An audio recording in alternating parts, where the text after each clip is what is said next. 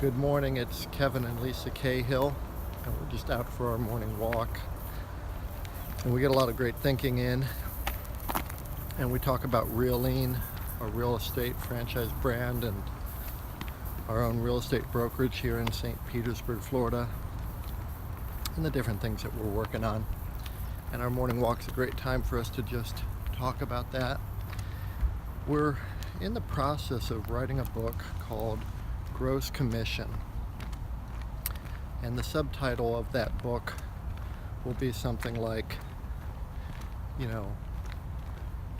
what happens to the money you pay your broker, your real estate broker. When I was running real estate offices for the largest single brokerage in the country in St. Petersburg, and also when I was running multiple offices of the fastest growing real estate franchise brand at that time, and I was responsible for profitability in those offices, the name of the money that came in, or that is to say what we would call the money that came in from a real estate transaction, let's say you're a home buyer or a home seller, you purchase a home, and your real estate agent gets paid.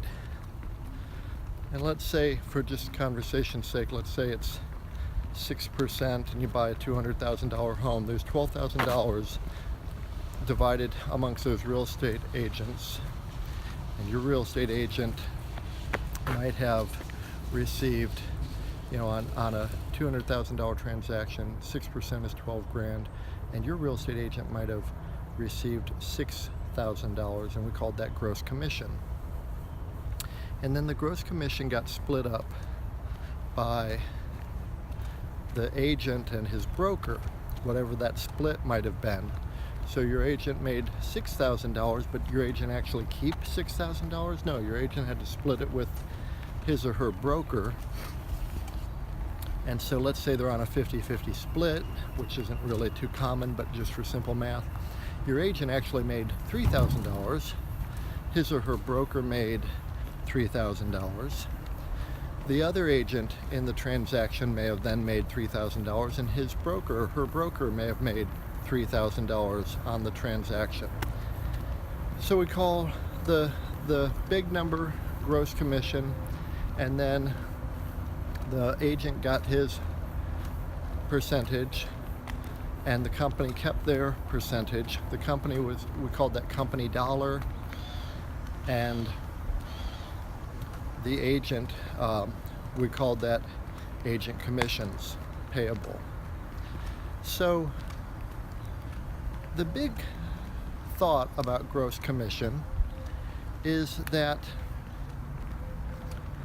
you're buying a home or you're selling a home, and right off the bat, somewhere in the neighborhood of 6% of your equity was actually transferred to the other agents involved in it. So you have a home, your home's worth $200,000, but 6% of that equity isn't in your pocket or in the seller's pocket any longer. It's in the bank accounts of real estate agents, real estate brokerages, and then you also have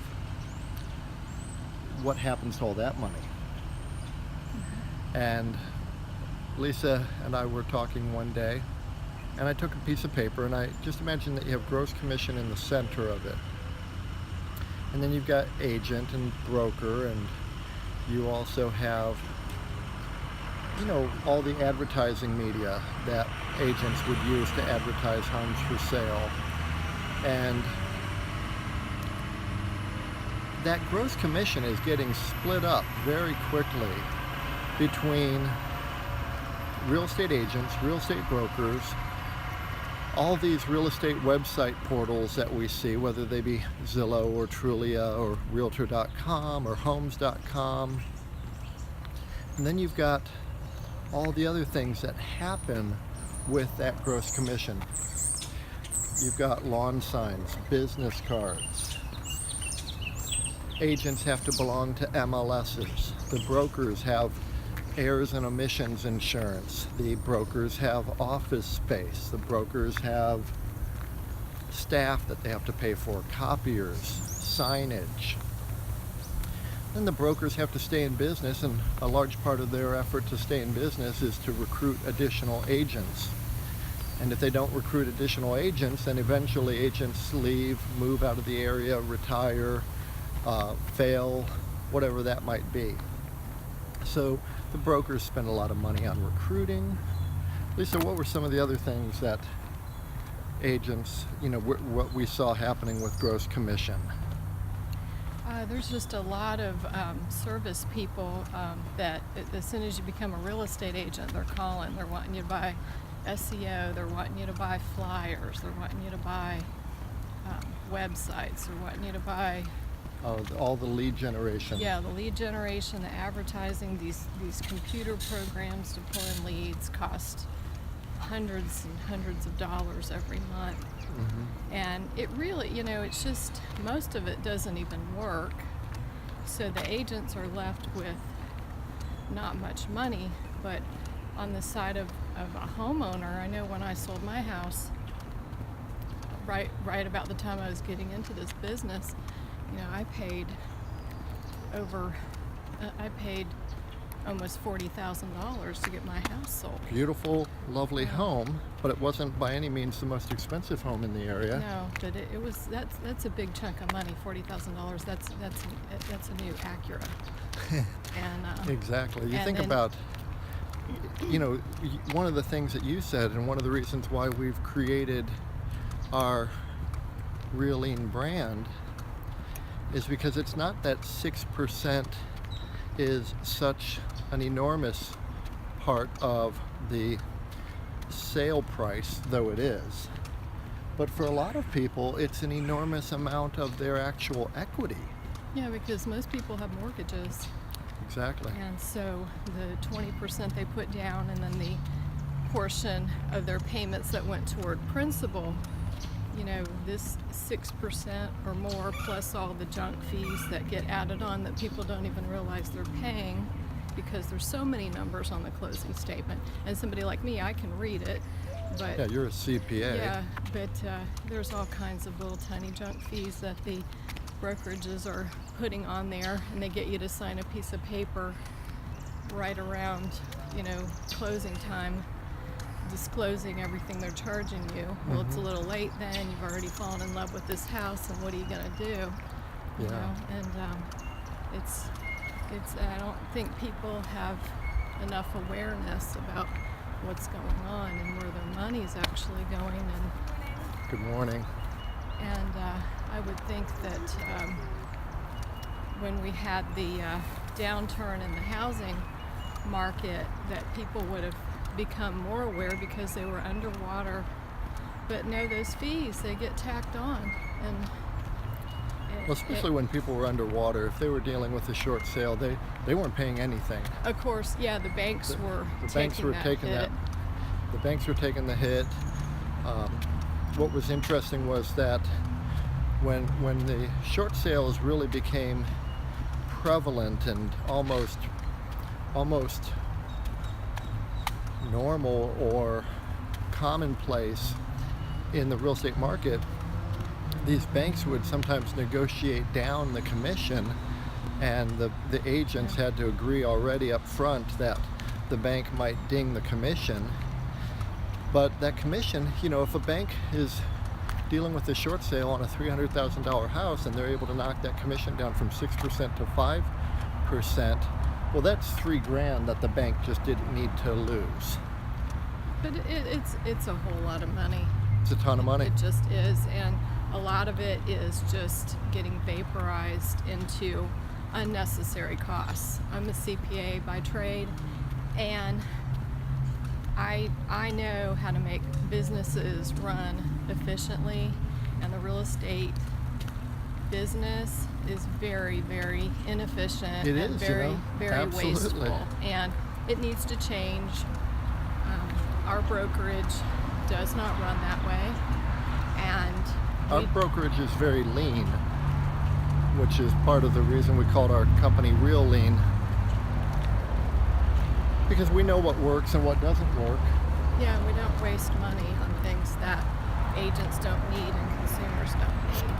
And while this isn't necessarily a commercial for our real estate brand, it's really just talking points and thoughts and ponderings about gross commission and the money that you pay your real estate broker.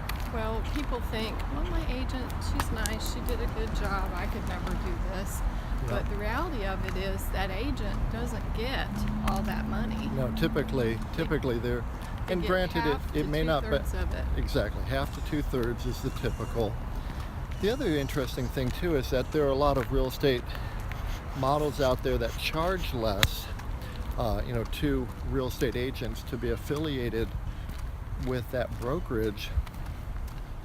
But the real estate industry is a highly inefficient industry. That is to say, 80% of the people who hold a real estate license do not earn a living wage each year from their real estate license. And this is totally understandable, of course. People might have a real estate license and it's active and they're allowed to work with buyers and sellers, but the reality is they're a school teacher or a nurse or a firefighter. And these are all obviously reputable and important industries, but if they know a friend who's about to buy a house, they'll help them. And if they know somebody who is thinking about selling, they're happy to help them out. They might even give them a good deal on it, of course, as well, like a friends and family kind of rate. But for the most part, 80% of real estate agents don't earn enough money from their real estate license to pay for their life. It's obviously supplemental. So then you're dealing with 20% of real estate agents who are out there earning a living wage, and that's a low threshold anyway. You're really dealing with somewhere in the neighborhood of 3, 4, 5%, depending on the year, depending on the local market area and what's happening with the economy. You have a lower number of people who are earning six figures from their real estate license. So you look at this, none of that really makes any difference to you, the seller of a home, when you're about to pay 5%, 6%, 6% or more, with all these add-on junk fees, admin fees, and document handling fees, storage fees, all this junk that we see added on.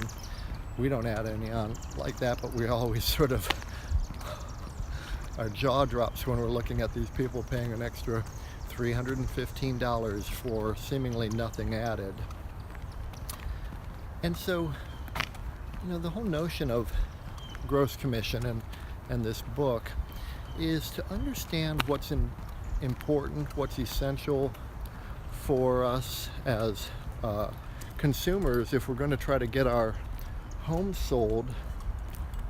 What do we actually need to accomplish as sellers of a piece of real estate? A lot of times I know real estate agents are sold products or services because if you list just one more home, this more than pays for itself. We hear those pitches all the time. You see how, yes, it'll cost you $2,400 a year. It's $200 a month for my product or my service. But you see how if you have just one extra listing, it more than pays for itself. And that's how they get real estate agents to... But you do that 10 times, then... Exactly. You can't have 10 that's your extra whole listings. year You might there. have only had 10 listings that year. Yeah, that's it. And you've wasted all the money you earned. And that's why it's so important. And we don't see this a lot, but, we try to educate agents on, keep track of your bookkeeping and your expenses. You need to hold every dollar accountable. Yeah, for real what it's estate bringing agents you. tend to not have a strong accounting background or skill set, and that's okay. I mean, that real estate agents, by and large, if you were to take the stereotype, from central casting in Hollywood, it's a vivacious, bubbly personality. people who love people, people who want to help people. And a lot of those personality types just aren't detail oriented, and that's no slight or anything. It's just the reality of it. Everybody's got their place in the choir. Yes, some sing low and some sing higher. So when we're thinking about, and you know what, this is a 15-minute video already. Let's call this one quit, and then we'll record another one. Thanks for paying attention, and Have a great day. we'll talk to you again soon.